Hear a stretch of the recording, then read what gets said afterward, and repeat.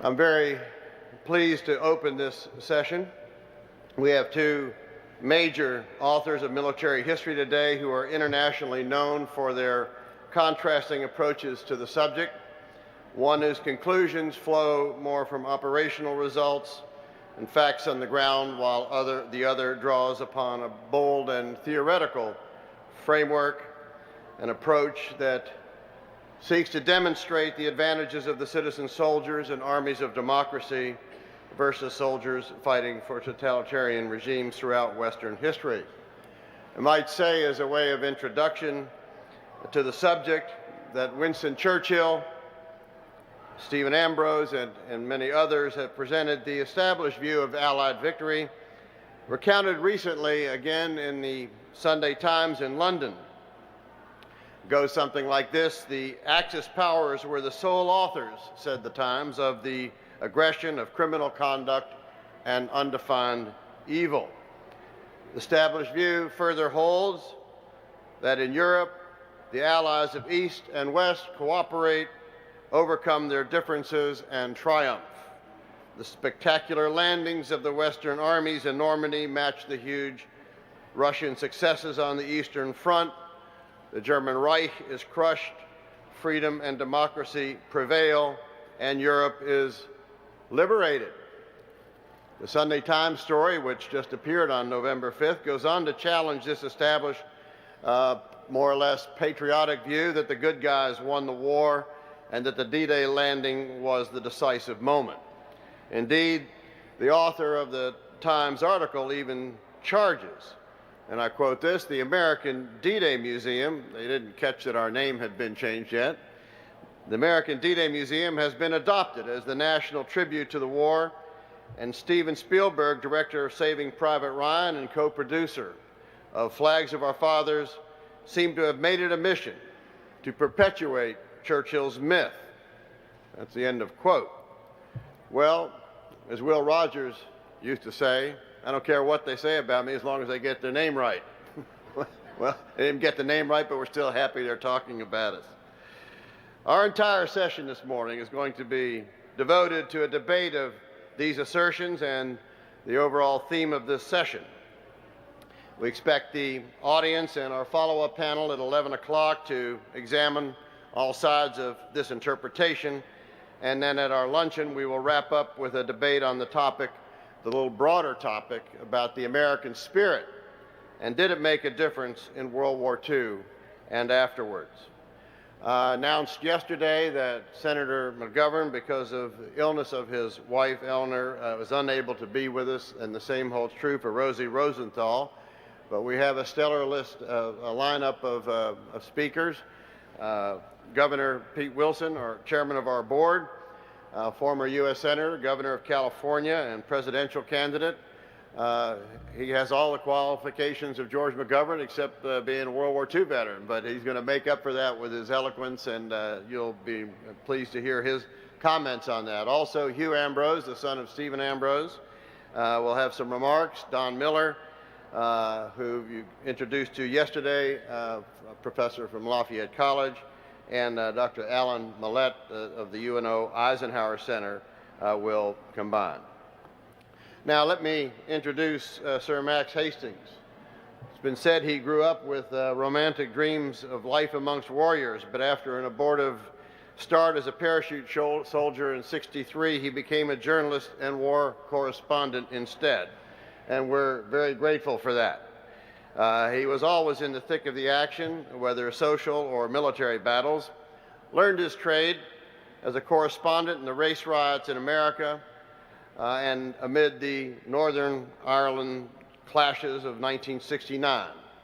First visited Vietnam and Cambodia in 1970, when again left Saigon the last time by helicopter as the city fell in April of '75. In 1973, the Middle East War, he reported from the Golan Heights in the Suez Front and came close to being shot in cold blood by marauding Turkish soldiers during the invasion of Cyprus in '74. His greatest moment perhaps came on 14th of June 1982 when he walked alone in the Port Stanley ahead of the British landing force in pursuit of his last great scoop. John Swain of the Sunday Times in England called Max Hastings one of the great war correspondents of our time. John Simpson of the Daily Telegraph described his chapters on the Falklands War as the best things written about warfare in a half a century. Today, Sir Max contributes regularly to the British Guardian, the Daily Mail, and Sunday Times, and is the author of over 20 books, of which the most recent are The Warriors, Extraordinary Tales from the Battlefield in 2005, Armageddon, a great book on the battle for Germany from 1944 to 45, and numerous others. He is the son and grandson of writers, was educated at Charterhouse at University College, Oxford, from which he dropped out to become a journalist. He was editor, then editor-in-chief of the Daily Telegraph from 1986 to 95, and of the Evening Standard from 1996 to 2002.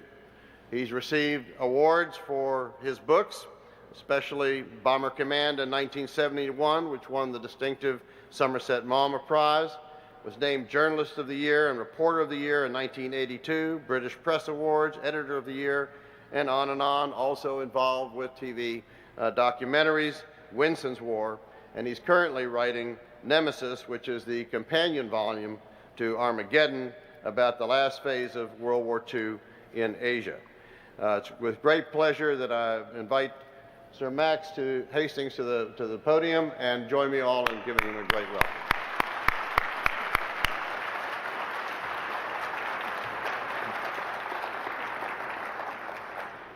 Nick, thank you so much for that very generous introduction, and may I say what a pleasure and privilege it is to be here at this wonderful museum as your guest, and I hope that you won't find it impertinent for a British author to be talking to you about a war that obviously you study chiefly from an American perspective. 40-something years ago, when I was a teenager, even then avidly preoccupied with the Second World War, the study of its history was still dominated by fiercely nationalistic preconceptions. Americans somewhat overestimated their battlefield contribution to victory and underestimated their absolutely decisive industrial one. In those days, the British, amazingly, still perceived ourselves as the inhabitants of Middle-earth, and the Russians barely acknowledged that the Western Allies had participated in the war at all. Now today, in Britain and the US, there is an infinitely sharper understanding of reality. Even some knowledgeable people are still amazed to be told that US and British troops on the battlefield in the course of the entire war killed around 200,000 German soldiers, while the Russians killed between 3 and 4 million.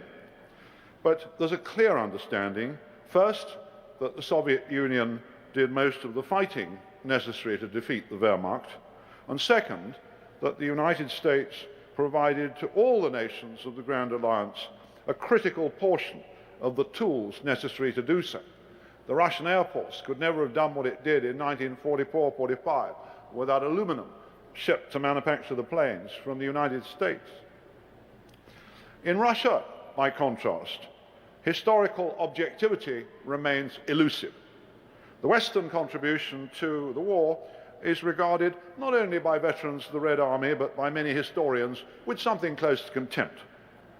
Most Russians are irked by the simple truth that once the tide had turned in the Battle of the Atlantic, the Anglo-Americans enjoyed a huge measure of strategic choice about where and when to engage Germany on the battlefield.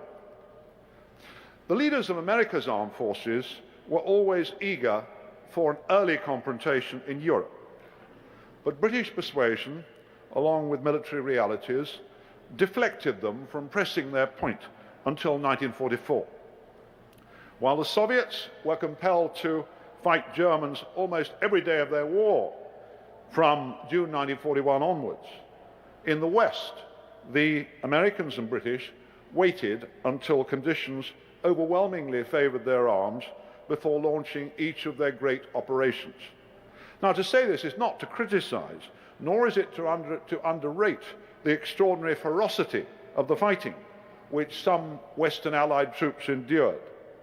It's merely to recognize an obvious reality reflected in the vastly smaller casualties Westerners endured to do their part towards victory. My hero among British historians, Professor Sir Michael Howard, often remarks that we should never forget that there was a time when events that are now in the past were still in the future. Now, we know today that D-Day in Normandy took place on the 6th of June 1944. Yet there's little doubt that without relentless American pressure in the months which preceded invasion, the British would have been content to allow the timetable to slip back in a fashion which could well have deferred a landing in northwest Europe for a further year. Winston Churchill's bitter dismay in 1945 about the manner in which Eastern Europe in general and Poland in particular was swallowed by Soviet tyranny is wholly understandable. Yet the British Prime Minister was disingenuous in pretending that in 1944-45 it was remotely feasible to undo on the battlefield the consequences of strategic decisions made years earlier. The simple truth was that the Soviets got to Eastern Europe first. To frustrate Stalin's imperial design, the Western Allies would have been obliged to fight them, as only George Patton and a handful of others were eager to do. If the Anglo-Americans had seriously wished to dictate the political shape of post-war Europe, to make the freedom of the Eastern nations a war aim, they could have achieved this only by invading northwest Europe in 1943 at huge risk, and by driving for Berlin with a ferocity and indifference to casualties which would have been unthinkable for the Western democracies. If the people of Britain and America had been told in 1943 that their leaders were proposing to sacrifice hundreds of thousands of extra Allied lives to secure the political interests of Poles, Czechs, Hungarians, Romanians, it's not difficult to guess how they would have responded. Instead, of course, whatever the Western Allies' vague hopes for the political future of Europe, they conducted their military operations in a manner and according to a timetable which was designed to achieve the destruction of Nazi Germany and nothing more. I'm among those who believes that the Anglo-Americans deserve a substantial share of blame for the tragedy of the Warsaw Rising in the fall of 1944. The Allies armed the Poles and incited them to fight the Germans, and fight the Polish army rashly did. Of course, the Russians behaved ruthlessly by declining to help. But what else could ever have been expected from Stalin? He could reasonably have argued that he took no different a view from that of Eisenhower about Holland. The Dutch suffered terribly in the winter of 1944. Thousands of their people starved to death. Millions ate tulip bulbs, because after the failures at Arnhem and the clearance of the Scheldt approaches, the Allies refused to turn north to liberate the rest of Holland. Instead, Schaeff argued perfectly rationally that the armies must focus on the sole strategic purpose of thrusting into Germany to free all the oppressed peoples of Europe by the earliest possible defeat of Nazism. In late August, after the Allied breakthrough in Normandy, followed by the triumphant dash across France, many Allied soldiers believed that the collapse of Hitler's empire must swiftly follow. The British Joint Intelligence Committee declared that for planning purposes, it might be assumed that Germany would have collapsed by the 31st of December 1944. Most frontline commanders, including Eisenhower, were of the same opinion. Only Winston Churchill disagreed. No man knew better than Britain's Prime Minister just how formidable were the fighting powers of the German army. He responded to that JIC note by asserting first that he thought it much more likely than not that the Germans would still be fighting in 1945, and second, that if they were not, this would be because of a political collapse in Germany, not a military one. My starting point for writing my book, Armageddon, was personal curiosity, to investigate why the Allies didn't win in 1944, as everybody had expected in August, and as our vast superiority of resources seemed to make possible. In the West, the Allies possessed 2,000 tanks against less than 100 German, 14,000 aircraft against a few hundred of the Luftwaffes. And we should remember that back in 1940 and 1941, the British attributed most of our defeats to the superiority of the German Air Force. In the autumn of 1944, it's sometimes been suggested that the Allies had to cross a succession of great rivers and difficult terrain features to break into Hitler's Germany. Yet none of these things had much troubled the Germans coming the other way in 1940. The cause of the bitter Allied frustrations and disappointments in the winter of 1944 was, of course, that even in the last months of the war, Hitler's army remained the most formidable fighting force the world has ever seen. The Western Allies, to the end, displayed the limitations and inhibitions of citizen armies. These were store clerks and truck drivers, school teachers and factory workers, masquerading for an unwelcome season in uniform to do a job they knew had to be done for the cause of democracy. But they knew by September 1944 that the Allies were sure of final victory, and in consequence, most were pathetically eager to live to see the end and come home to resume their lives among their loved ones, which had been so pathetically interrupted. I've always been struck by a story I was told by the commanding officer of a British regiment called the Green Howards. One of his sergeant majors, a man called Hollis, won the Victoria Cross, our equivalent of the Congressional Medal, for a succession of suicidally brave actions on D-Day and immediately afterwards. And Hollis would be told there were German positions up ahead, and he would say, "Right, sir," and pick up a couple of grenades and a submachine gun and charge at them and take out the German position and go on to the next one. Now, most people who do things like that, even once, are killed. But Hollis survived to keep a pub in Yorkshire after the war.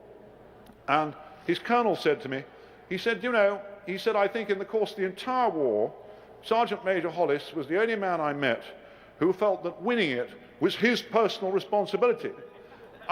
He said everybody else, if there was some god-awful job to be done, would just hope that somebody else could be found to do it. Now, in Overlord, an earlier book of mine, I emphasized the harsh fact that the statistics showed that Hitler's army did better in most circumstances than the British and American armies. But in Armageddon, I added what seems to me a very important rider about the soldiers of the democracies.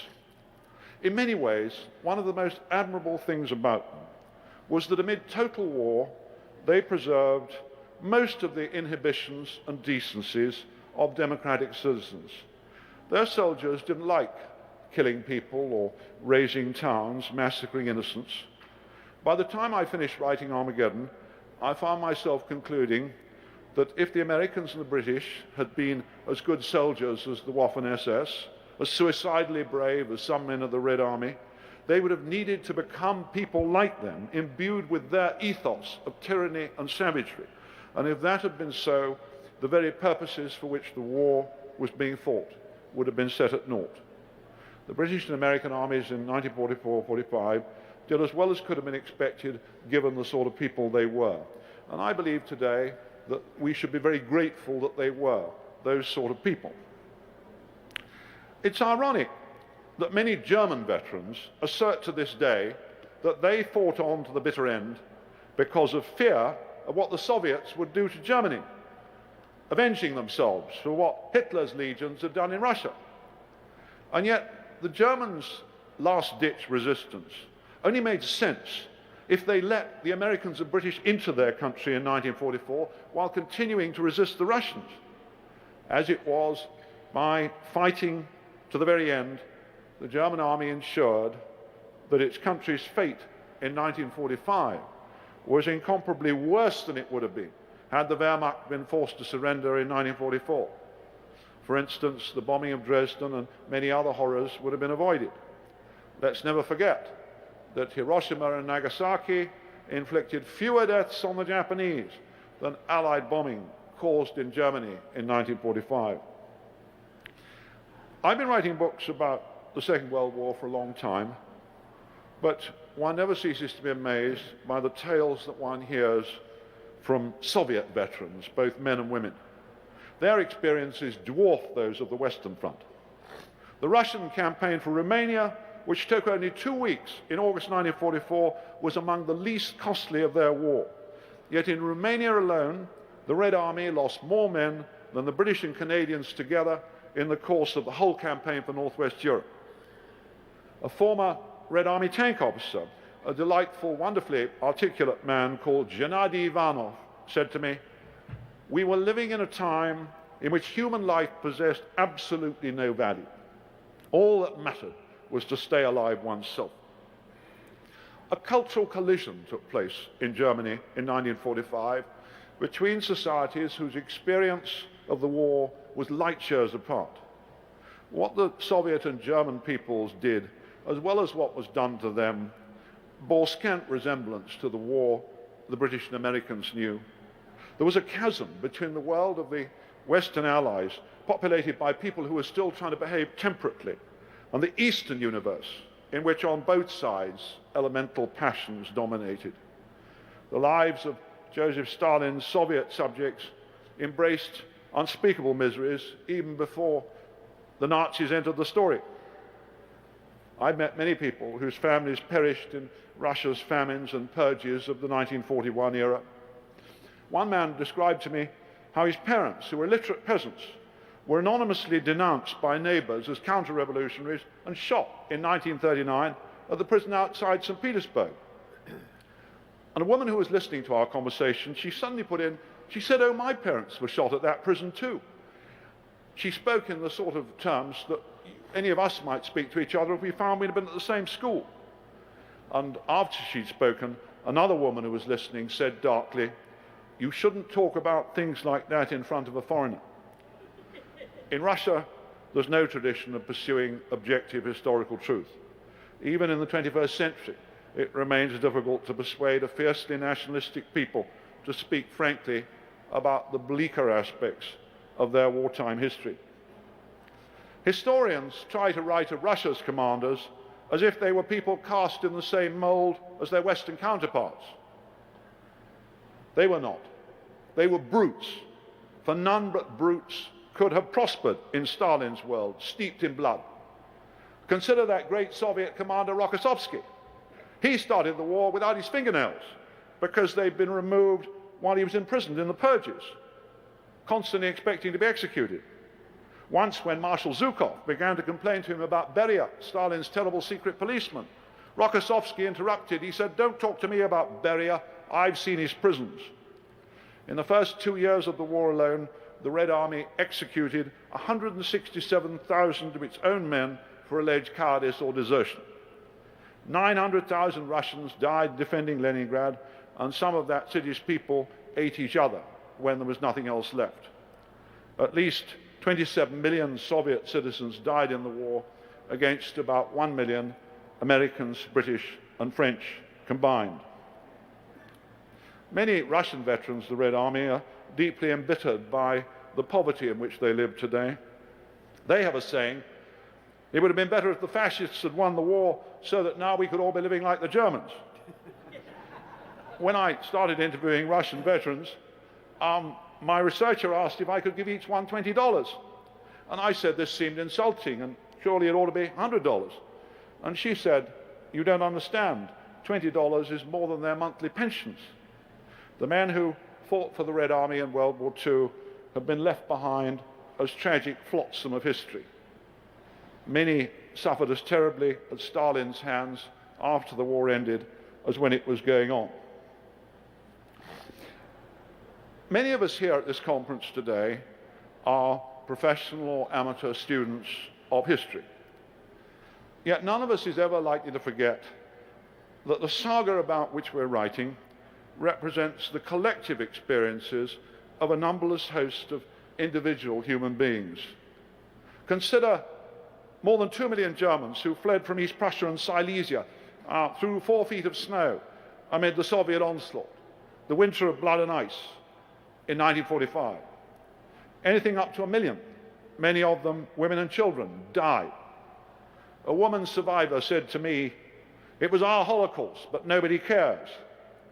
Now, her choice of words was in poor taste, but it's true that most people in the West remain blithely ignorant of the vast experiment in ethnic cleansing which took place as the Russians stormed into Eastern Europe in 1945 because those who suffered were Germans. The Russians eventually terrorized or expelled many millions of Germans out of the East European lands in which they've been living. We sometimes kid ourselves that we live in a dangerous and frightening age amid Al-Qaeda and global warming, and yet I suspect that many of us would agree that we're a uniquely privileged generation beside those that went before. Every time I hear the sort of story I heard from a girl who was a 17-year-old in Berlin in 1945, I'm reminded how lucky we were. She sent me a copy of her diary of her days in Berlin in April 1945, and she'd worked in the German Labour Service, and she and her sister, who was 18, were together with their parents in their apartment in Berlin when the Russians burst in. And they were repeatedly raped by Russian troops, as most German women were. And after the Russians had gone, their own mother said to them, "Your honor is gone, there's only one thing for you to do now, and that's kill yourselves." Their mother took these girls up on the roof of the apartment building and told them to jump. The girls burst into tears and stood sobbing on the roof for 5 minutes, refusing to jump, while their father stood on the sidewalk underneath, screaming at them not to. In the end, the girls ran inside, they disobeyed their mother, and they survived. But an awful lot of young teenage children in Germany and in Berlin, especially in those days, did kill themselves in those unspeakable circumstances. In the winter of blood and ice in East Prussia, I met a young man called Michael Weick, who was in Königsberg in East Prussia when the Russians besieged it. Now, Michael Weick was Jewish, and during the late years between the wars, he'd suffered most of the horrors that all Jews suffered in Germany at that time, and his father, who was superintendent of Königsberg Musical Seminary, had lost his job, they lost their apartment, they lived in daily terror of being sent to a concentration camp. And it was probably only because the administrative difficulties of getting a few Jews out of Königsberg to a concentration camp were too great in April 1945 that they were left half-starved through the Russian siege. Well, at last the Russians broke through, and they smashed their way into Königsberg, and almost the only people in the city who ran out to greet them as liberators were the Weick family, who'd survived, terrified, traumatized, starved, but they came out and they greeted the Russians as liberators. Well, the Russians took no notice and just pushed them in, yellow stars and all, with the Germans. And at last a Russian Jewish officer came along, and they threw themselves on this man. They said, "For God's sake, we're Jews. You know, you're our liberators, you're our friends." And the Russian looked at them with contempt. He said, "If you were really Jews, you'd be dead." He said, "As you're alive, you go with them." They spent weeks helping to clear the rubble of Königsberg, pulling corpses, not least those of thousands of people who killed themselves, out of the rubble. And finally, they'd almost finished doing that job when young Michael Weick, who by then was about 16, did something that upset the Russians. And he, a Jew who'd survived, escaped going to a German concentration camp, found himself sent to a Russian concentration camp. Well, he spent 4 months in that concentration camp, and most of the Germans in it with him died. He said the irony was that in that camp with German Gentiles, he said, I discovered a community with my own nation that had been lost in the course of the war. After 4 months, miraculously, he managed to get out, and he spent the next 2 years starving but scraping a living, playing the violin for Russian soldiers in cafes in Königsberg. And then after 2 years, in 1947, he escaped to the West, and he made a very successful career in the West as a violinist and as a writer. Now, what struck me most about his story was at the end of it all, I said, you must have felt that your childhood was stolen from you. He said, oh no, he said, I didn't feel that at all. He said, I've known so many people who had so-called normal childhoods, whose lives afterwards have turned out to be terrible. He said, my childhood was different, but he said, I won't say that it was taken from me. And I said, how do you feel towards your own people, the Germans, not to mention the Russians? And he said, oh, he said, I feel no bitterness or anger towards anybody. He said, all I know is that my life since 1947 has been wonderful, and I'm just enormously grateful for that. And I found it incredibly moving and humbling that a man who'd suffered so appallingly at the hands of two nations could display that sort of generosity of spirit. And it puts some of our own petty squabbles and animosities in a different kind of perspective. It sometimes seemed as if the Western Allies, doing their part in the war, were simply uncomprehending eavesdroppers upon this great and terrible death struggle that was taking place in the East between rival tyrannies that differed only in the manner of evils which they represented. The argument about the final campaigns, which has preoccupied Western historians for so many years, focused, of course, on the issue of why Eisenhower didn't go to Berlin and whether he should have done so. Most of us today, I think, perceive this as the Bermuda Triangle of World War II historiography. Unless, as I've discussed earlier, the Anglo-American armies had landed in Normandy with an entirely different operational directive, embracing a political agenda which was completely absent, it was never likely that they would have got to Berlin before the Russians. Some historians today suggest that if Eich's forces had entered the capital ahead of Zhukov's and Konyev's, German resistance would have been much less convincing, and it would have been unnecessary to incur the 200,000 dead which the Russians suffered.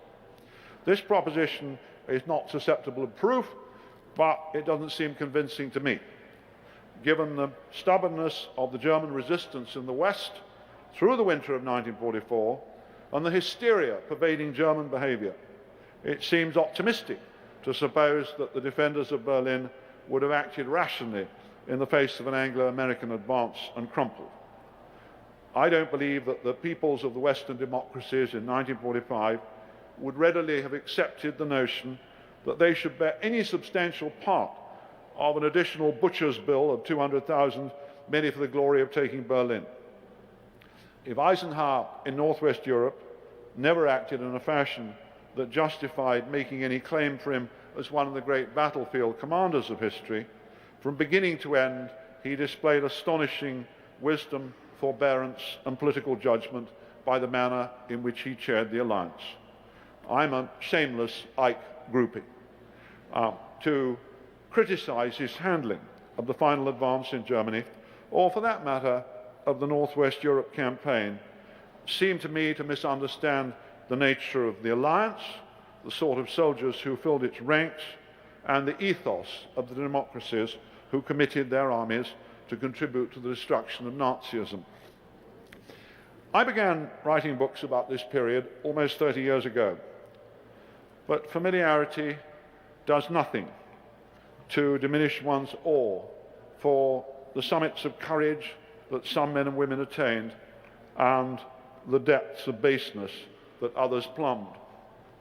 3 or 4 years ago, when I was researching Armageddon, I was interviewing in Delaware a woman called Dorothy Beavers, who'd been a US Army nurse who, in the spring of '45, had been working in the Ebensee concentration camp and looking after a group of Hungarian Jewish girls who'd survived, although many of their number had perished. They were all in terrible shape. And one day a Life magazine photographer turned up at Ebensee, and one of these girls ran sobbing and threw herself against the fence and stood there just crying her eyes out.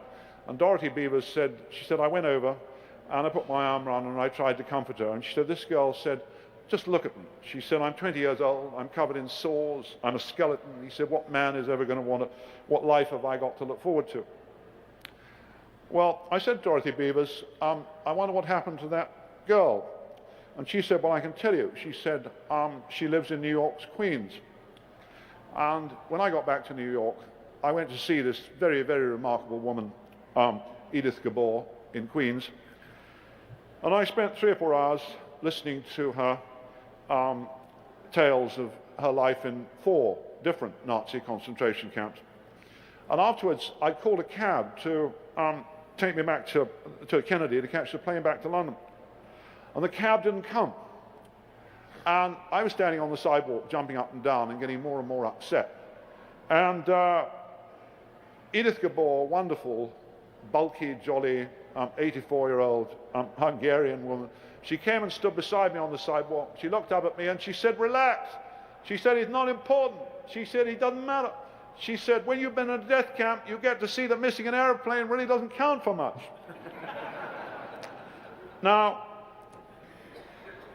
my point about that, I blushed then, as I still blush, that what she revealed was a preoccupation with trivia, which that generation had to shake off between 1939 and 1945. This is the last decade in which historians like me will be privileged to be able usefully to interview people who lived through all these remarkable and terrible experiences. Many people still recall what happened to them more than 60 years ago, amazingly vividly, but they're fading. And it's very moving to see those men and women who you see from the photographs back in 1944, 45, were young, fresh, vital, often brave and handsome, who did so many remarkable things in the war, today stooped and frail, the destiny of us all. I doubt if any of us here today, fortunate enough to be armchair students of war, ever lose our sense of humility towards those who had to fight the greatest war in history. As always, in every war, in those last campaigns in Europe, they made war as they could, rather than as they should have done. Harold Macmillan, the former British Prime Minister, once told me a story of General Alexander, the British commander in Italy. He said, "The last time I saw Alex," he said, "we were going into the theatre together. And he said, I turned to Alex and I said one of those old man's things. I said, 'Alex, wouldn't it be lovely to have it all to do over again?' And Alex turned to me and he said, 'Oh no, we might not do nearly so well.'" Now, I'm sure that all of us in this hall this morning are profoundly conscious that if we had faced the challenges and decisions that that generation had to face in the last phase of the Second World War, we would not have done nearly as well as they did. Thank you very much indeed.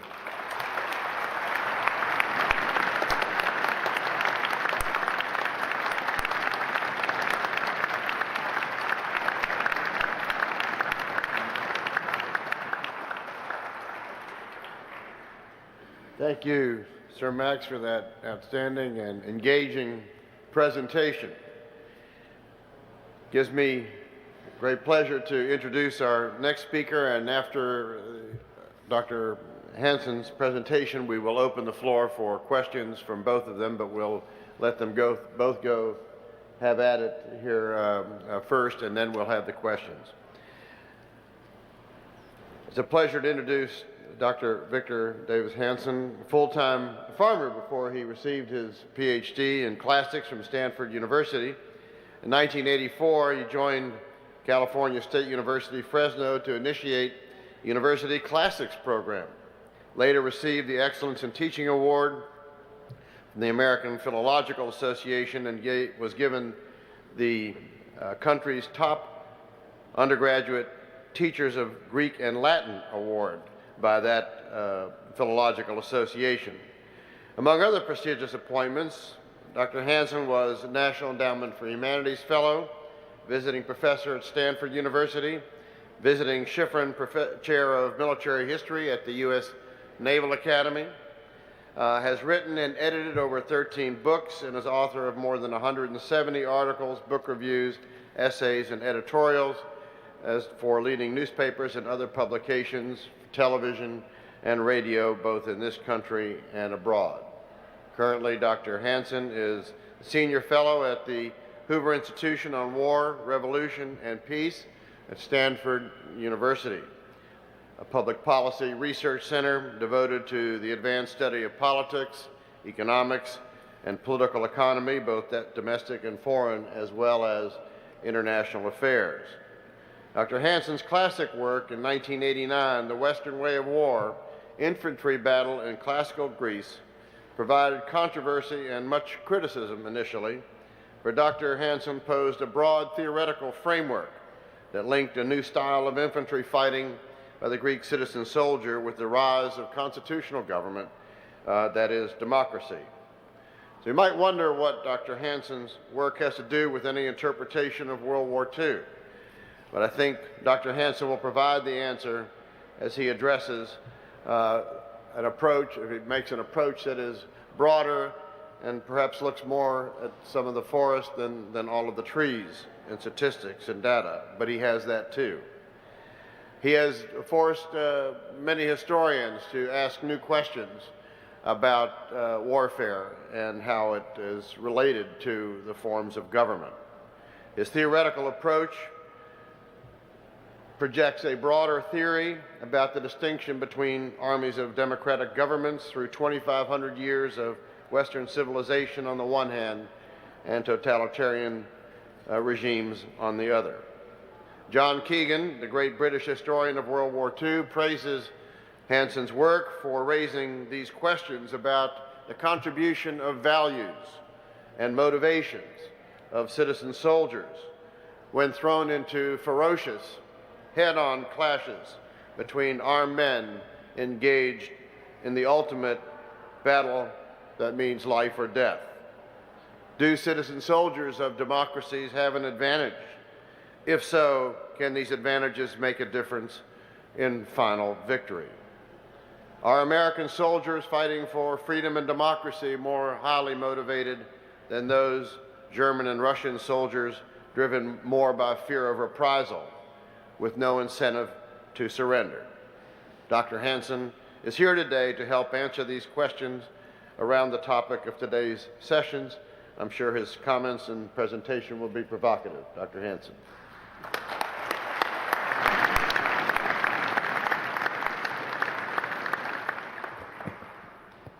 Thank you very much. I'm very happy to be here this afternoon. I grew up in a household with a father who flew 40 missions on a B-29 over Japan, and my namesake, Victor Hansen, was killed on Okinawa. And the funny thing about that family lore was not that we dropped the bomb too early, but we had dropped it too late.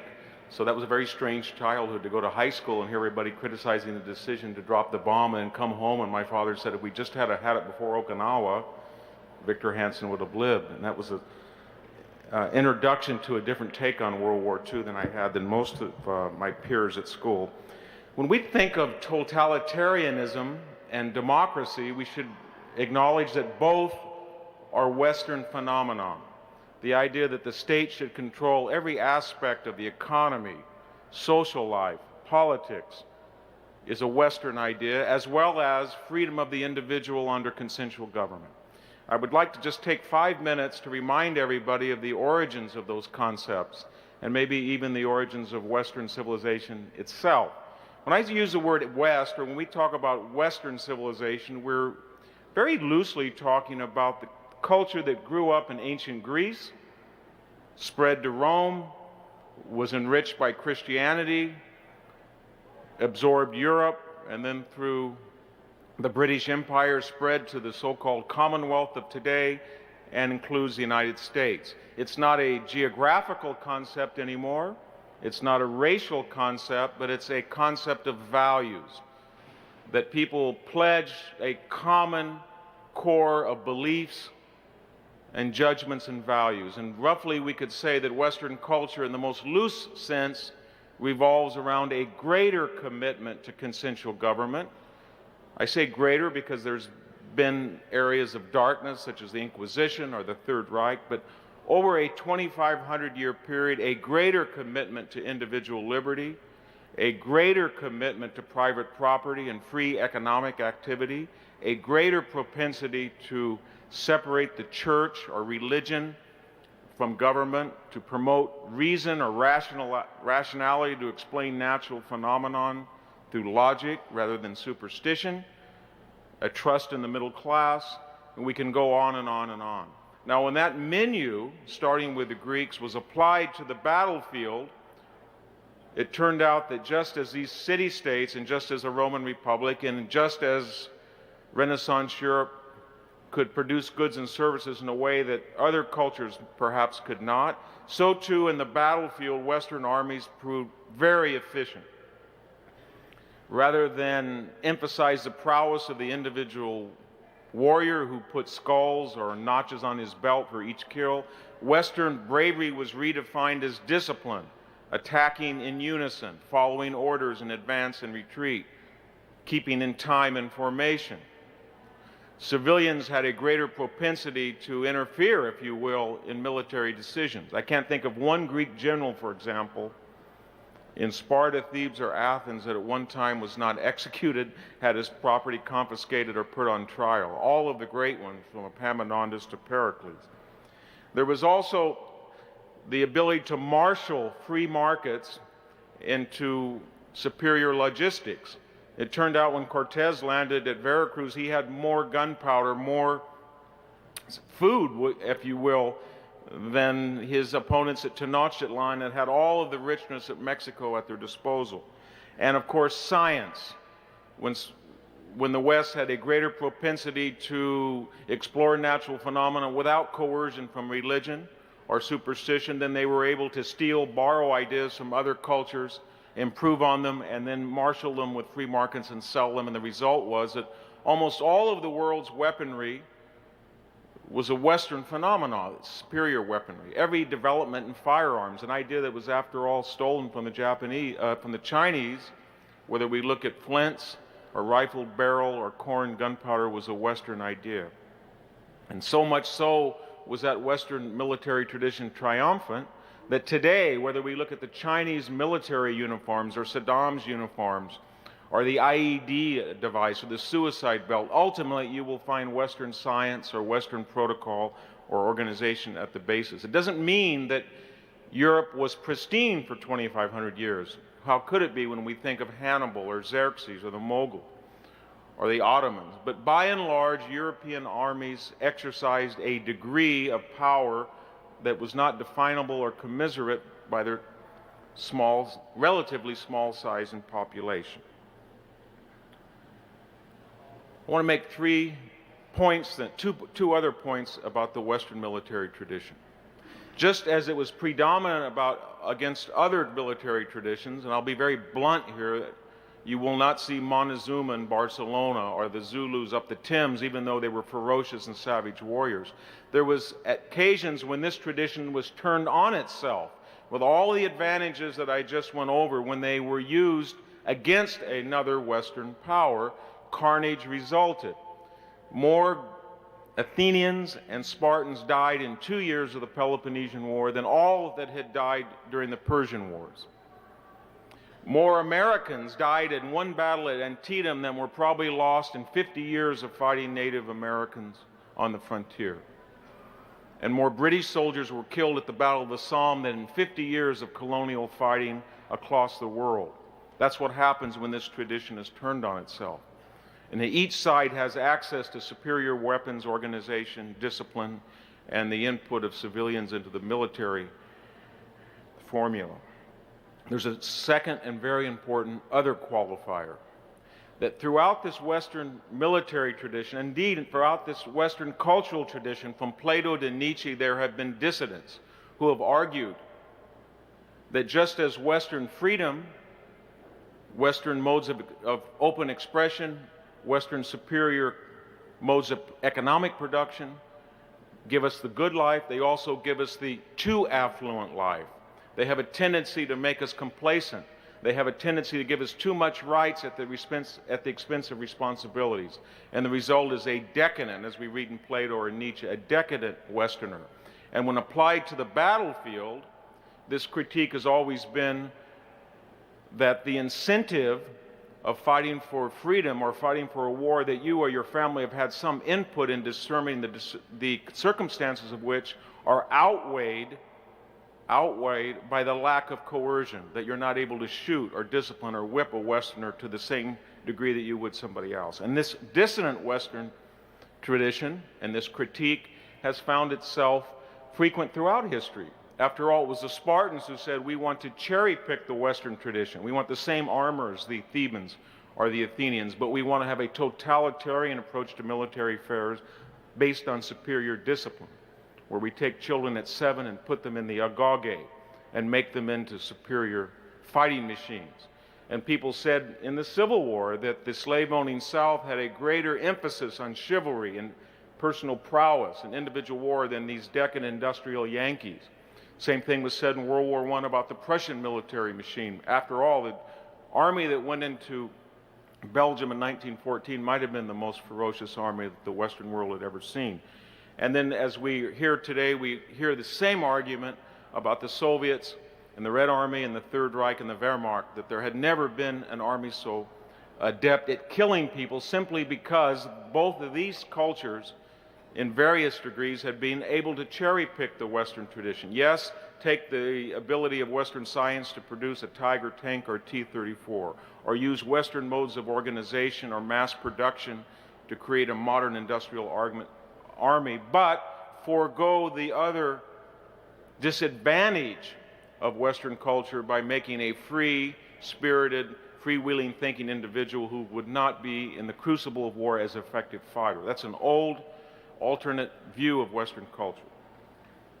I would like to hear, just to make a qualifier, Max Hastings' wonderful book, Armageddon, does not make the argument, and it's a very sophisticated book, and I read it again this week and I was delighted by it, does not make the argument that the Red Army won the war on its own.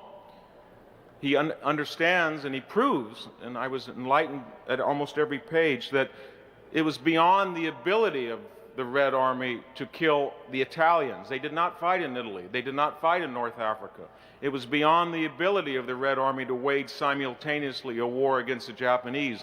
And while they may have killed 3 of 4, 5 of 6, 2 or 3 Wehrmacht soldiers, they killed almost no Italians or Japanese at the time that this global war was going on. They did not participate in the surface war on the seas. They did not really participate in the submarine war. They did nothing to destroy the industrial capacity of Japan or Germany. You can make the argument that it was beyond the ability of the Red Army to produce 375,000 GMC trucks and give them to England or America as we did to the Soviet Union. The very thought that the Wehrmacht would make 375,000 trucks and give them to the Italians is laughable. These are things that the Allies did to win World War II. But it's a much more subtle argument that what Max Hastings is saying is that in the particular crucible on the Eastern Front, these coercive, these savage societies were able to produce warriors that fought in ways that are almost incomprehensible to peace-loving liberal Westerners. And that in that particular infantry context, they played a significant role in the case of the Red Army in defeating the Wehrmacht. And I think that's true, but I would just like to add some things that I think that Max might agree with and might give us a more holistic picture of who is responsible for winning World War II in its totality.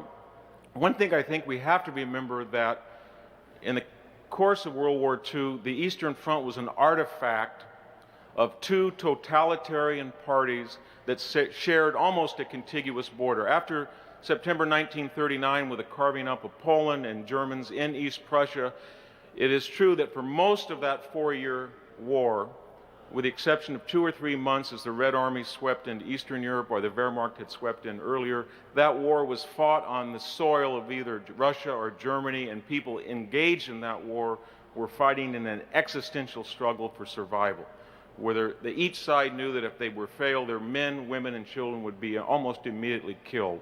And that was not true of the United States or Britain in that period. And that's a powerful incentive, whether it's a democratic or totalitarian army, to display the types of prowess that we know the German and the Red Army did. It would be almost as if we were invaded by Mexico, or we invaded Mexico, and both sides mobilized millions of people and they were fighting along the border for the very survival, not just of an idea of democracy or an idea of communism or idea of a new man of the Third Reich, but the very physical reality that somebody's going to die related to you if you fail in that very moment. And that's a powerful incentive that transcends totalitarianism and democracy. The second is that we have plenty of examples of Americans who are fighting in theaters in World War II when the savagery and the sheer brutality rivals that on the Eastern Front. Not in magnitude because of the unique circumstances I just mentioned of the Eastern Front, but in savagery of fighting. If you look at what the 1st Marine Division was asked to do at Guadalcanal or Tarawa or Okinawa, or what the 6th Marine Division did at Okinawa when it was simply almost destroyed, and you read E.B. Sledge with the Old Breed, or if you look at the 101st at Bastogne, you will see that citizen soldiers in the United States Army were capable of every bit as much savagery, if they had to survive, as the German or Red Armies. And remember that in the case of the American Army in Europe, you're talking about an army that never exceeded 100 divisions, and for most of the small unit operations was inferior in tanks, in the quality of tanks. These are the exact conditions which infantrymen are asked to face. They were inferior in anti-tank weaponry, perhaps small arms. They didn't have as many machine guns per unit as the Wehrmacht did. And only in artillery could you say that they had qualitative superiority, and yet they fought in ways that are quite astonishing. Third, we have examples of totalitarian armies who fought in conditions roughly similar to the Americans. That is, far from home, away from close loci of supply, and not directly in defense of their women and children. And I'm thinking of the Germans who parachuted into Crete, or the German expeditionary force that went into Africa. And I think you would all agree that both of those were very difficult campaigns, and the German army, while it was very good, was no better than the British who defeated them in North Africa. Because again, they weren't fighting on the continent of Europe, and they weren't fighting immediately for their homes. And if you look at the Red Army, I think the verdict is even clearer. The Red Army that went into Poland in 1939 did not display great examples of heroism. The Red Army who went into Finland in 1939 and 1940 was about of the same caliber of fighting efficacy as you see in Afghanistan in 1980. In other words, totalitarian armies, when they're presented with the same challenges that the British and the Americans were faced with, fighting afar from home, really did not as well in many cases. And I would finish by reminding us that just as there is a strain in Western culture that doubts whether free citizens are up to the ordeal, and that the rewards of citizenship and freedom and a say in military affairs can be outweighed, they're not as strong incentives as the fear of punishment of being shot, which subjects experience who are not citizens in war. So too there's also a historical record. We do know that perhaps Sparta defeated Athens, but only after 27 years, and only after the Athenians were fighting Spartans, Sicilians, Corinthians, and Persians. And we know that the great Theban democracy not only beat Sparta at Leuctra, but sent an army down and crushed it inside Spartan territory itself. We know that although Robert E. Lee, in a great campaign, went north at Gettysburg, he was defeated. But when the Union Army went south, both from Atlanta to Savannah, but that terrible campaign through the Carolinas, it showed that so-called decadent industrial Yankees were some of the most efficacious fighters in the history of warfare, that Union Army. There's never been an army, in my view, like the Army of the West under Sherman, of free citizens in the Civil War. And the Americans who went, and the British and the French who fought the Prussians, remember, there's never been quite anything like the ordeal of the Somme and Verdun in the case of the French and the British. And they defeated the Prussians. The same was true of World War II.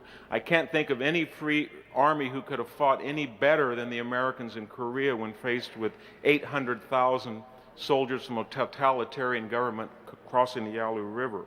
And if we think of the Israelis, here's a very small country surrounded by autocracies and totalitarians on all of its borders, and yet in 1947, 56, 67, 73, a small army imbued with the idea that it was a consensual society and it was strengthened by personal freedom, defeated all of its enemies both individually and at once.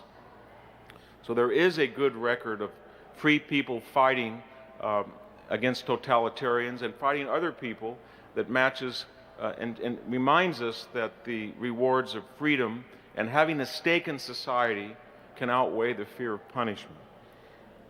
What is this controversy? What does it boil down to between totalitarian armies and armies of democracy?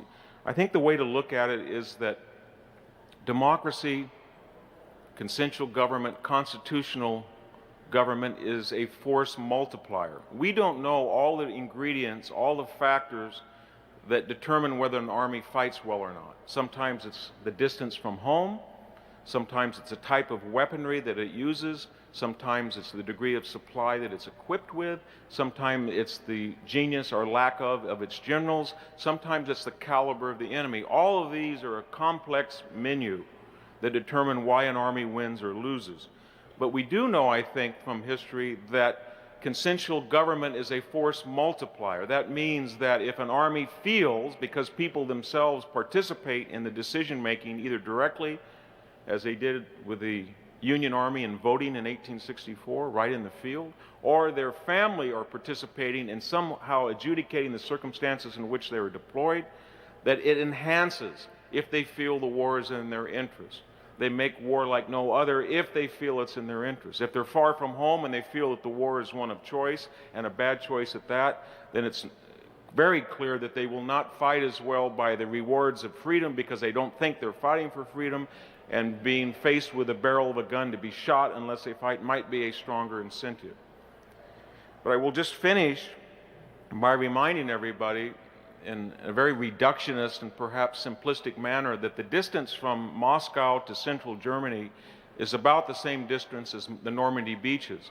And the Normandy beaches did not offer the same degree of supply as the factory base of the Red Army a few hundred miles away from where it started.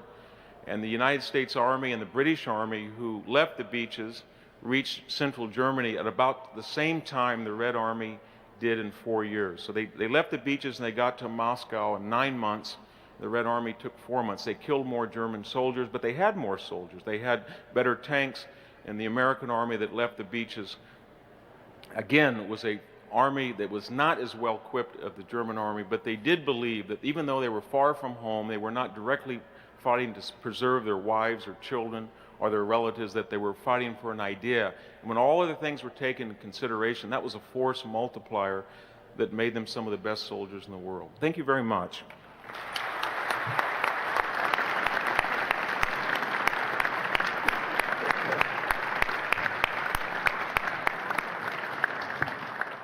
Well, thank you, Dr. Hansen.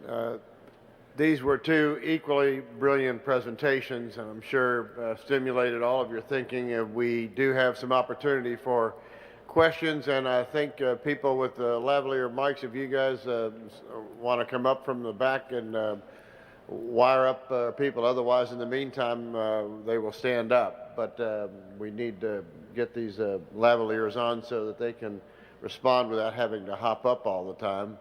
But while they're in the process of getting this done, you're all ready? Okay, no, we're just getting ready to get questions. I think we got everybody hooked up here, so we'll just rotate from one side to the other. Gordy Bartow. Yes, sir. For Mr. Hastings, we've all heard and read about the controversy and the upheaval with in the Western after Normandy, especially with Montgomery, and I would like to hear from you your take on give us a little sketch of what Monty was really all about. You know, it continues to stump a lot of us about the slowness and the reaction and so on, but I'd like to hear what you have to say. Thank you very much. I think Montgomery was a highly professional British commander, but he did have a problem, which was not uncommon among British generals, which that by 1944 there was an enormous sense of frustration about. Hello? Mike, we need the mic. I'll tell you what. I'll come and speak from the podium. No, it's all out. Oh. Are we back there now? Yes, we are. Sorry. Montgomery was a very competent British general, but he had a problem which was common to a good many British commanders by 1944, and that he was almost insanely jealous of the power of the Americans and of the American army. And Montgomery was desperately keen to lead a march to victory, for which he wanted to be given command of very large parts of the American army. And of course, it was an absolutely ridiculous posture to adopt at that point. The worst thing that it did, I think, in the immediate aftermath of D-Day, that Montgomery had undoubtedly done very well as overall commander of British and American forces in Normandy. And his prestige still quite high in August and September 1944. But once Ike had taken over overall command of the armies, and Montgomery was only in charge of the British army in the north, Montgomery's whole thinking was fixated by wanting to be the one. He wanted his thrust in the north to be the one that got through into Germany. And in fact, I think many historians, among whom I'd include myself, believe that there was a much better chance of breaking into Germany quickly in the center, the American armies in the center under Bradley, rather than Montgomery in the north. But because Montgomery wanted it to be him, he pushed Eisenhower tremendously hard and had considerable success for a good long time in getting priority again and again given to his 21st Army Group's thrust in Holland. But Holland is actually an incredibly difficult country over which to fight, because it's dead flat and it's ideally suited to defense, because the enemy can see you coming an awful long way off. There are all these canals which present formidable obstacles. And the basic problem with his thrust to Arnhem, which most of you will know the outline of Arnhem, but really it was a very simple issue, that it required a British corps to advance along a single road to Arnhem. And it is not too difficult to defend a single road. And so Montgomery, who I think had proved himself a very competent general in Normandy and in North Africa, I don't think better than competent, I don't think he was one of the great commanders of history, but he diminished himself by the manner in which he behaved towards Eisenhower and the manner in which he allowed his egomania to dominate the way that he thought and behaved in the winter of 44-45. And rationally, if Monty had been an American, there's no question of doubt that Eisenhower would have been within his rights to have sacked him, and probably would have sacked him. It was only because he was a Brit and the most famous British general that Montgomery survived his outrageous behavior that winter. But this is the sort of thing that happens in alliances. One thing I keep saying to people who say today how difficult it is keeping the alliance going in Iraq, I say anybody who studies the history of alliances are fantastically difficult. Hitler found alliances even more difficult than we did.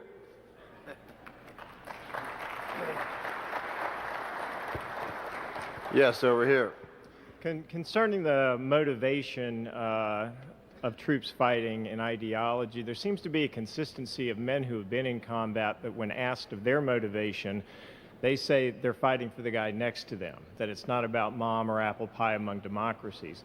How do we take that notion that seems to be, I'll stretch it and say universal, and apply it to totalitarian versus democratic military forces?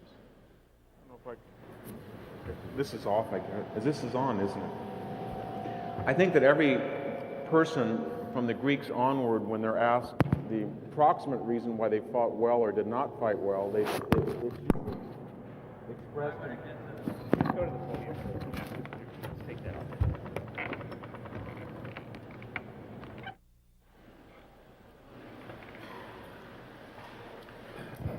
My understanding of reading both ancient and modern literature is that every soldier, when he's asked immediately after battle why he fought well or fought differently, tends to express that answer in terms of the man on his left and his right. That's true of the ancient Greeks, it's true of Roman legionnaires. That being said, upon reflection, somebody in Caesar's 10th Legion says he fought for a reason different than Pompey's Legion, because he felt that he was a Caesarian or he felt that he had an alliance.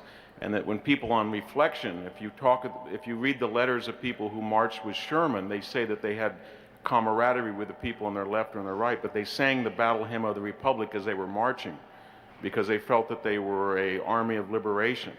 We have a little bit of literature from the army that went into ancient Sparta with Thebes, and they were really imbued with an idea, an ideology, if you will. So I think that what we don't want to confuse is the very human, natural element that all small units tend to define courage or the lack of by saving somebody they feel very close to right at their side. But that's not antithetical with a larger idea. That can be enhanced or detracted by the larger concept for which they're fighting. And I'm not suggesting that people in the Third Reich really, that incentive to fight for Hitler was any weaker than the idea of us fighting for democracy. I'm just thinking that in the long run, if you look at all things being equal, soldiers who fight for democracy, not only as Max Hastings pointed out, represent a more humane society that can fight just as well, if not better. I'd just like to add 2 points which I think are relevant on this issue. One is, I think we should always keep sight of one of the extraordinary aspects of World War II, which is that the democracies organized for war much better than the totalitarian states. That what is quite extraordinary is that one would think that a state in which run by a dictator would be much better able to actually organize its economy and its industry. But of course this wasn't true. The Western democracies run by civilians did far, far better than either Germany and Japan in organizing. But the other thing that I do think is worth saying, there was something special about the Germans in World War II. And there was something, they have always been quite extraordinary natural warriors. And it was very weird, the way in which many of the soldiers of the German army came from just the same backgrounds, American or British. They were storekeepers and bank clerks and so on and so forth. And yet they did, once given arms and put in uniform, they proved able to do extraordinary things. And I've never forgotten a conversation I had when I was writing Overlord 25 years ago. And I interviewed a man called Bill Williams. Now, Bill Williams was an Oxford professor who had been made a brigadier and became Montgomery's chief of intelligence. And Bill Williams said, of course, all the time in the war, all we were thinking about, we wanted to get this over and get back to our real lives. And he said it actually got rather depressing, interviewing all these German officers. That he said even in the last stage of the war in Northwest Europe, he said they'd bring in German officer after German officer for us to interrogate. And you felt that these guys didn't mind going on doing this indefinitely.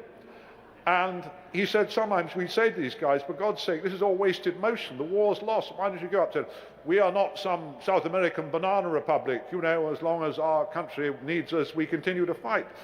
And I think, however, although I agree with very much that Victor says, it was very, very strange and remarkable and pretty spooky what the Germans continued to do right to the end. All right, over here. Mr. Hastings, am I correct in perceiving that you seem to draw a moral equivalence between the treatment of the Netherlands at the hands of the Allies in the West and the treatment of the Warsaw Uprising by the Russians in the East?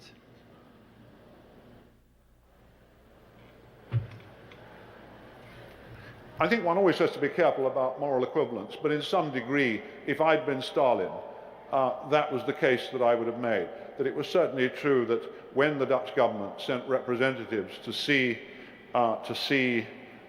Eisenhower at his headquarters and beg for at least some part of the Allied armies in Europe to be turned north to liberate Holland, and Eisenhower said, the best service that we can render is to keep thrusting for the center of the Reich. If I'd been Stalin, that is the argument that I would have advanced to mitigate the Western complaints about his failure to assist the Poles in Warsaw. The failure to assist the Poles in Warsaw was, as far as I can perceive, a very cynical political decision for the Polish resistance to be liquidated by the Germans and to checkmate them from fighting the Russians or the communists in the post-war era, as opposed to the strategic military decision made by Eisenhower. I think the evidence shows, we can never be sure, but that Stalin changed policy as he went along. I think at the beginning that there were genuine reasons why it was very difficult for the Russians to do anything to assist. I think about halfway through the Rising, the Russians did cold-bloodedly decide that it would best serve their interests to let the Germans slaughter them all. But certainly in the first half of the Rising, I think the Russians there were genuine difficulties about providing practical aid. But of course none of this mitigates The Soviet behavior in, for example, refusing to allow Allied aircraft that came over to drop supplies to the Poles to land in their territory. But one has to say again, what else do you expect from Stalin? That if you expect Stalin to behave like the leader of a Western democracy, then of course he behaved appallingly. But it was a tragedy, a Polish tragedy, to have launched this rising when I don't think any rational assessment could ever have expected Stalin to behave any differently.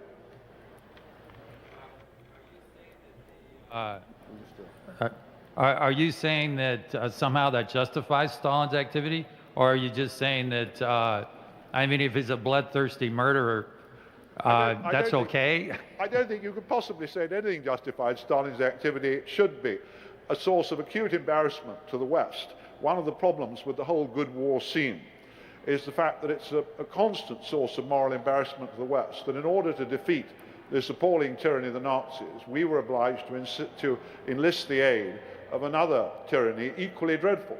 So it's not a question of suggesting that anything Stalin did is justifiable. It's just that if you're trying to assess what Stalin was likely to do in any given circumstances, to expect moral or humanitarian behavior from him was crazy. All right. I have a question over here. Yes, this question is for Dr. Hansen. Dr. Hansen, in light of your views on Western military history, how do you see the war on terrorism playing out, and in particular the war in Iraq, based upon your analysis of the past? That's always the historian's dilemma, but I want to put you in that hot seat.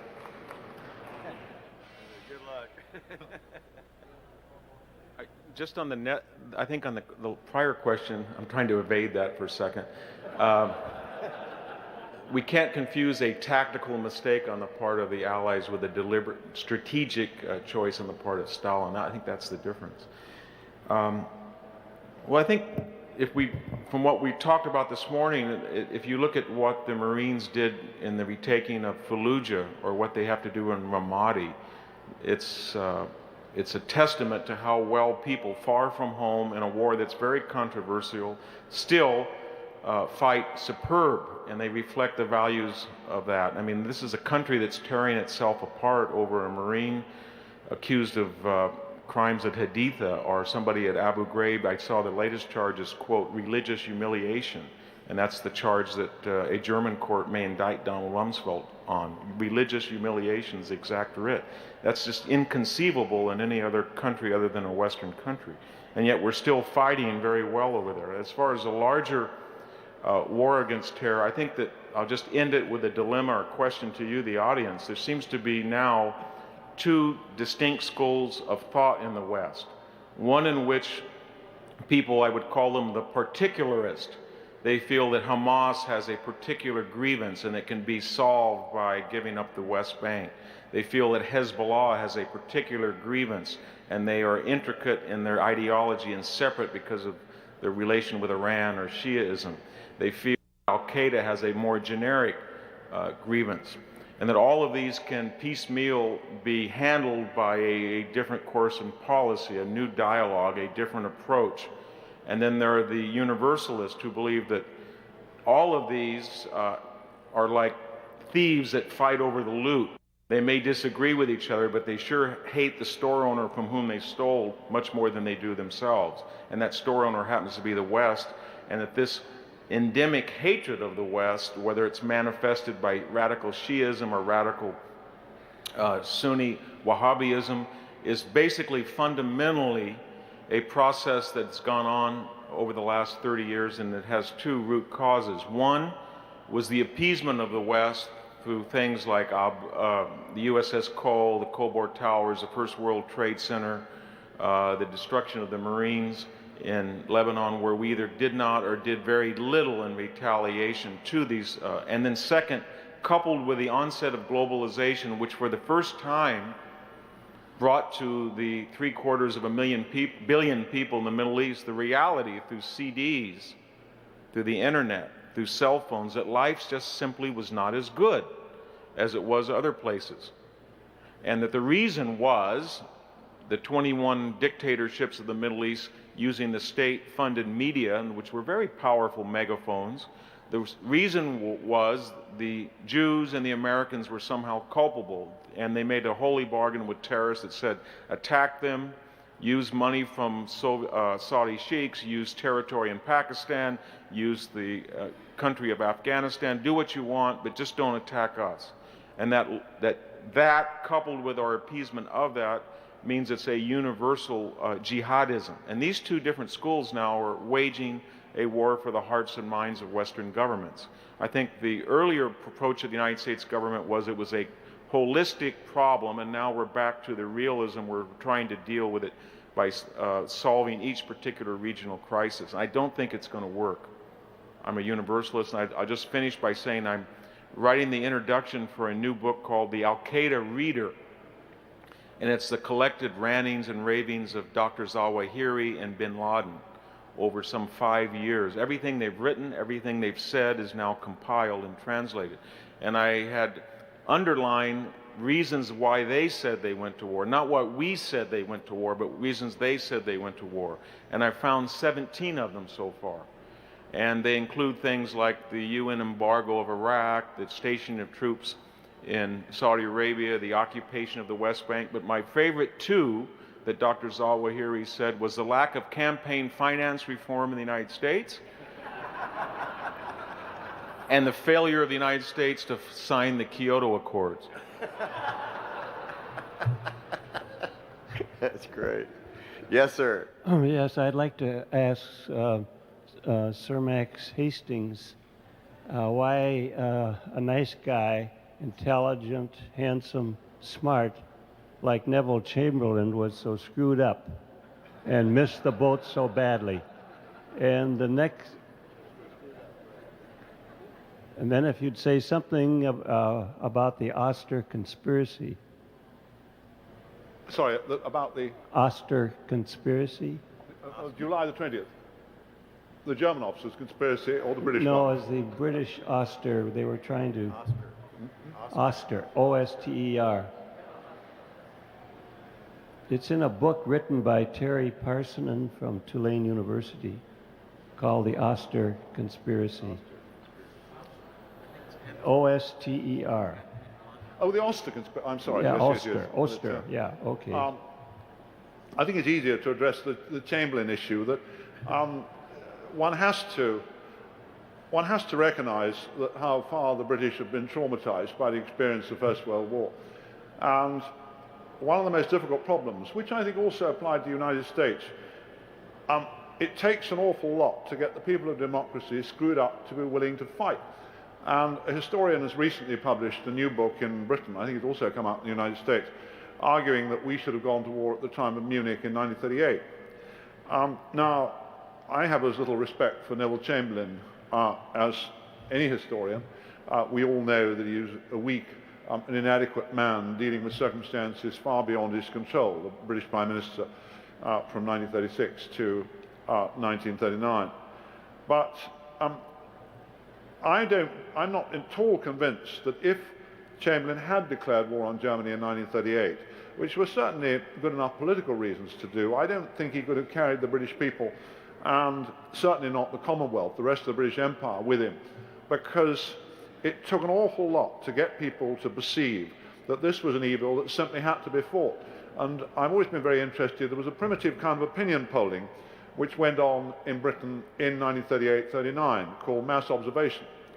And the mass observation reports in the winter of 1939, when the war had been going for several months, showed that most of the British people still had no understanding of why we were at war. And they hoped that something could be patched up soon with Germany. And it was only some months later, when France fell, Churchill became Prime Minister, and his extraordinary rhetoric began to work its magic, and also when German bombs began falling around British heads, that the British people really understood that they had absolutely no choice but to fight this war to the limit. And in exactly the same way, I'm still very unsure. One hears some people say that even without Pearl Harbor, the United States would surely have soon come into the Second World War. Well, very few of us doubt that Roosevelt would like to have brought the United States into the Second World War, but I'm one of those who's still very unsure about how the American people would have responded to being an attempt to bring them into the war until there had been the supreme provocation of Pearl Harbor, which roused the American people as nothing else could have done. I think one should never underestimate, again, it's back to this business of how things looked at the time. And in 1938, an awful lot of people who remembered all too vividly the horrors of the First World War were prepared to go to almost any lengths to avoid fighting another one. Now, of course, we can see now that there was no alternative. And part of Churchill's genius in 1940, rationally, the British had no hope of victory. Rationally, the Germans were bound to win. Until the United States and Russia came into the war, there was no rational prospect that the British were going to be able to defeat Germany. But what Churchill understood was that the Nazis represented an evil so frightful that it was better to accept the prospect of death than to surrender. But that is a very difficult thing to screw people up to. And one reason I certainly believe passionately in the indispensability of Churchill is an awful lot of his colleagues would have been tempted to take the rational view and to try to stitch up some sort of deal. And I read somewhere the other day a new generation historian writing the indispensability of Winston Churchill has been much exaggerated. Well, I think this is pure crap. I think you can't exaggerate the indispensability of Winston Churchill. On the Oster conspiracy, I'm going to pass because I'm not going to waffle to you. I don't know enough about it to give you a convincing answer. Well, in the context of your previous remarks about arousing democracy, Eisenhower said that Hitler should beware of the fury of an aroused democracy. And of course, it does take a little bit to get us fired up, and Pearl Harbor certainly did it, and 9/11 did it as well. Yes, over here. This is really a follow-up of the gentleman's question here, but throughout Stephen Ambrose's books, particularly in Easy Company and D-Day, he alludes to the fact that the American armies and the British armies had the ability and the flexibility on a small unit basis to make a lot of decisions that many of the totalitarian armies supposedly did not have. They were more top-down, whether it was Japan, Russia, Germany. They were so top-down that many times at the small unit level, their hands were tied behind their back, whereas the Americans and the British and the Allies basically had the ability to react without having to go through a chain of command.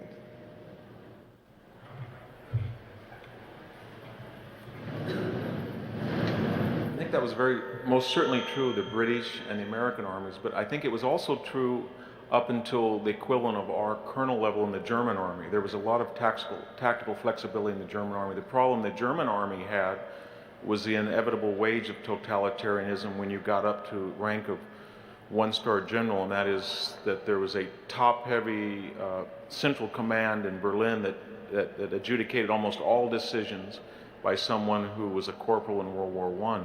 So although Hitler had strategic vision, he had no experience in tactical operations, and when he tried to control everybody, what he essentially did was nullify all of the reforms of the Wehrmacht in the 1930s, where they had given that flexibility to unit commanders, and that was quite tragic. And I think that has been at least the defenders of democratic armies of war have always argued that the same attributes that the free citizen has in civilian life, imagination, free expression, if they're sufficiently put in wartime parameters, will lead to a more innovative, a more imaginative, and a more flexible military unit, as long as there's some adjustment made for times of war, and that this will outweigh, as I said earlier in the talk, outweigh the fear of coercive punishment. But the German army, one of the tragedies of the German army was that when it was recreated in the 1930s, it tried to incorporate a lot of the flexibility that it thought was lacking. I think it was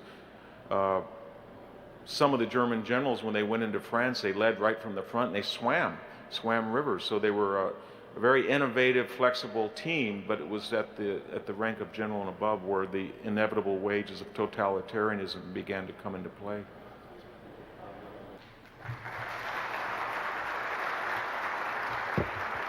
All right, we have just two more questions, and then we'll wrap it up because we have to take a break before the next panel. Ollie Brown, who helped found the UNO Eisenhower Center, first chairman of the board. Ollie, it's your question. Thank you, Nick. First of all, I'd like to say how wonderful it has been to have both Dr. Hanson with us today and Sir Max. Their comments have been just great.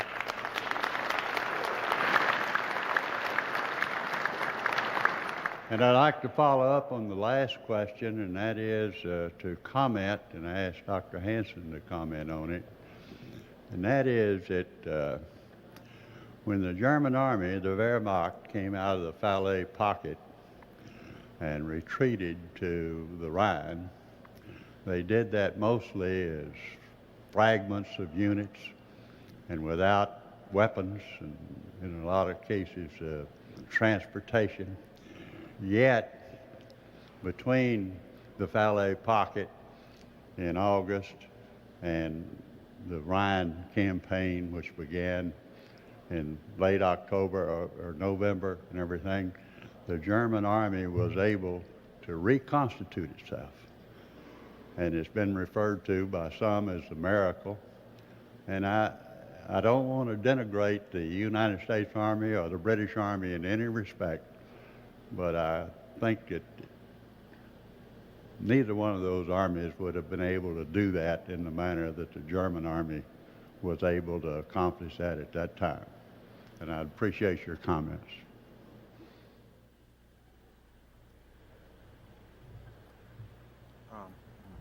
I'll let Max Hastings reply as well to that question, since it's in his level of expertise as well.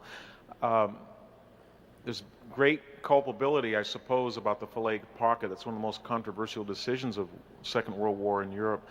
And the parameters of the debate are, well, it wasn't really that bad, or it was a disaster, or who was responsible. It seems to me the more that I read about it, it was neither, it was not Montgomery, it was mostly Omar Bradley, who failed to see the advantage. I think he used the word, we'd rather have a bruised shoulder than a broken neck.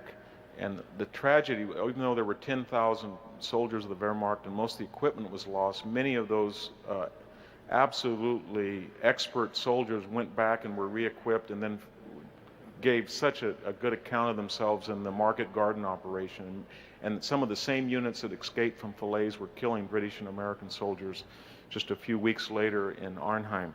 But I think we have to keep in mind one thing, that there were age-old laws in wars that began to operate in favor of the Germans the further that the Allies went west, that we often deprecate because we get caught up in the argument of who cut off the oil or who we didn't have a broad or narrow front. Remember what was happening.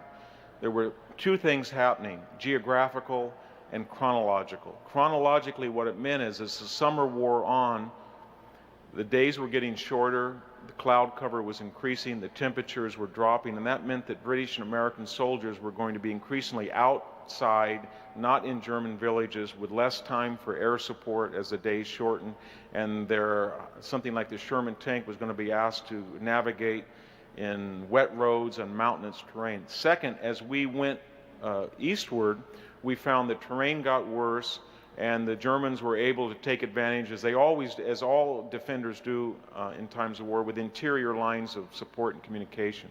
That is, it was much quicker to send a tank out of the Ruhr factory to the front lines, and it was much, as they became ring-like, it was much more easy. And the same thing in reverse happened to us. We had longer lines of logistical support.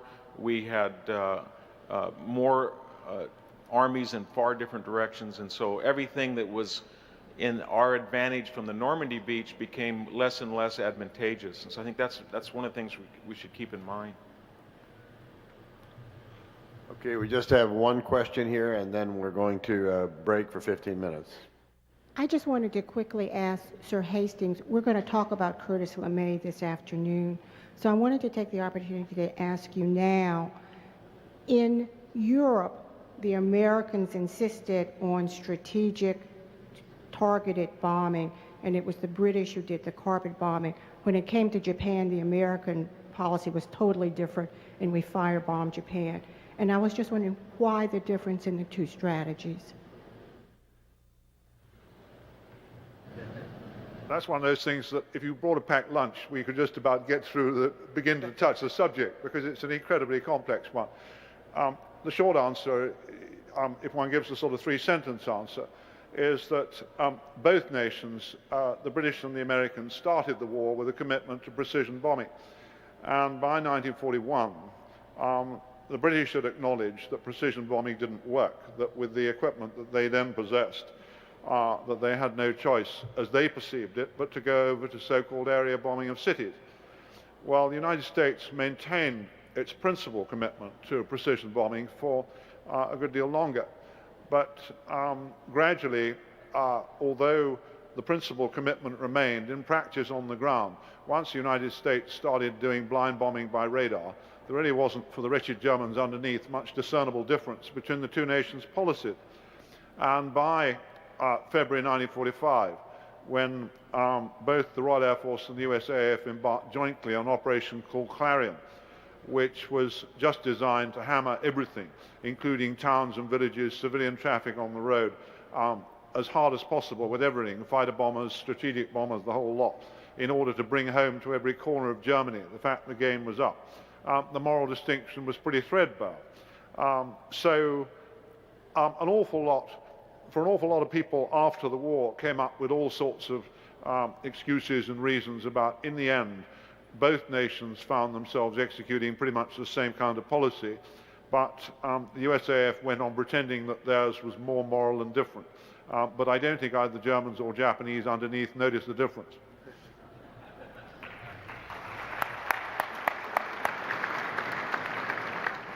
All right. I'd like to ask you all to thank again these two amazing and wonderful speakers. It's been a great session. We are going to, thank you very much. We're going to take a quick break, and then Dr. Weinberg and Don Miller and our original speakers here will perhaps join in on some of the commentary from 11 until 12. Thank you.